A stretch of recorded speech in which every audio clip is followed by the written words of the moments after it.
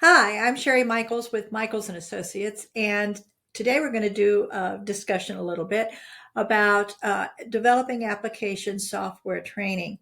This is a unique animal in learning and development in that it usually is a partnership with your IT department.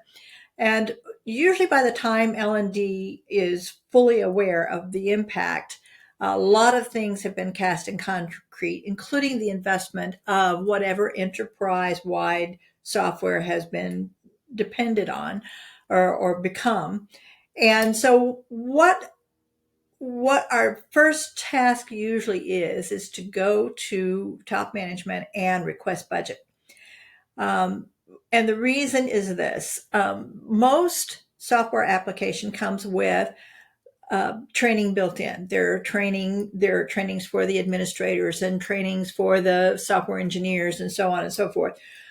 But they most generally don't have anything specific to the company worked out for the end users. Those are the last people to be trained. They're the last people anybody wants to get uh, disrupted. And so that's probably the last thing that's done. That training isn't custom to your company most generally. And that's where we come in. We have done about 50% of our total revenues has come through application software training development. And we've found certain tips and tricks about how to go about doing this kind of training. Number one, you've got to make sure that budget is there. Number two, um, you need to be sure you have a copy of the requirement specifications.